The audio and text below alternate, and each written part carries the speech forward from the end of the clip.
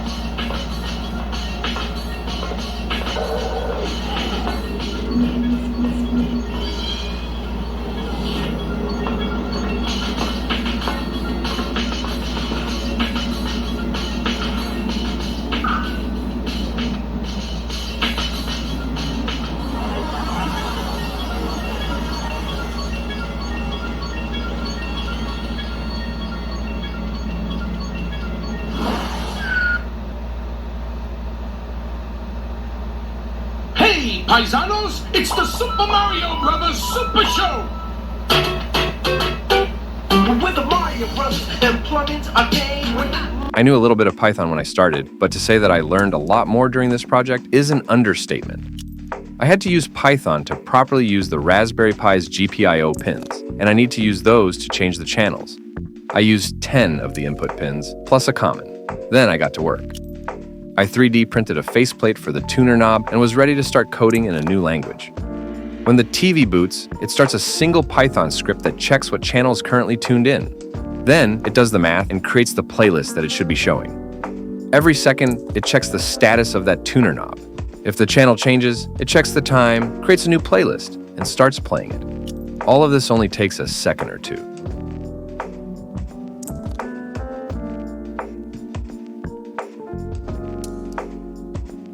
When ICP posted the video of his retro TV, it became a bit famous, and he pulled both his video and channel. But something that he said stuck with me. He talked about the dilemma of choice. My wife and I find ourselves eating an entire meal while searching for something to watch across multiple services before just turning off the TV after we finish eating, having never starting a show. However, I've seen her sit down while I had my retro TV on and just start watching it, especially on Saturday mornings. She didn't have to choose a show. She didn't have to watch what was on. My show programming now ranges from late 70s to the 2010s.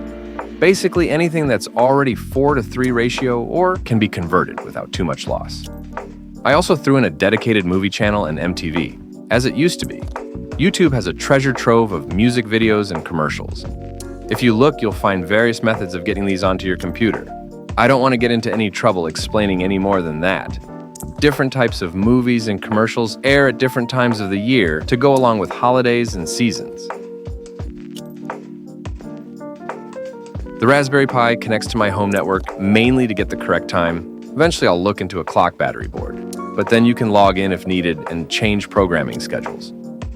Movies and music videos are random, but I have television blocks set up at certain times on specific channels. Nick at Night, Saturday morning cartoons, Toonami, Adult Swim. Shows can have set or random bumpers before and after or during commercial breaks. I've since replaced a lot of the work that PHP did in the background with Python. It runs much faster, although continually searching multiple database tables does slow it down. I have a plan to speed up the process dramatically using multi-dimensional arrays. I just learned to use them to speed up my TV guide, and they're a game changer. And now, for a bit of a rant. The FCC's Children's Television Act, enacted in 1990, stripped and eventually completely destroyed Saturday morning cartoons. We didn't have cable television at the time, and the government's actions concerning what was best for my development honestly threw me into a pit of depression. I remember it in detail. Suddenly, I was staring at the local news, where my cartoons used to be. The FCC decided that knowing who was offed the night before was more important than Looney Tunes to a preteen. I hate to break it to them, but it ain't. Currently, I'm a retired computer technician in my late 40s with a full family. I think that the theory of cartoons and product placement rotting my brain as a child is thoroughly debunked. Can't advertise G.I. Joe toys while G.I. Joe is airing? Not on my TV. Just like when I was a kid, I can be shown something to pester my parents for during the same show it came off of. Suck it, FCC. For now, the TV sits in my office. I have an auxiliary output running to one of my larger TVs, but I leave it playing constantly in its little corner. I still consider it a prototype and am constantly rewriting code. I have the channels changing in less than a second now. I may eventually put the code up for the world to see, but I'll be the first to admit that it's a jumbled mess. A working jumbled mess, but a mess nonetheless. Currently, the code only supports 10 channels or less, but when I move up to the next version, I plan to make the channels more flexible. This will require rebuilding from the ground up.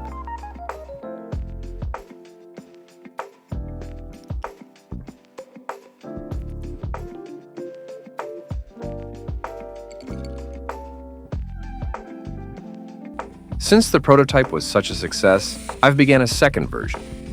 This one will be remote controlled with push-button controls on the actual set. I've learned how to control the volume from Python and will use a relay hat to control the power of the display and amp. Since the majority of the code is in place already, I just have to design and build the actual television. The prototype took over a year of on and off work. This one shouldn't take nearly that long.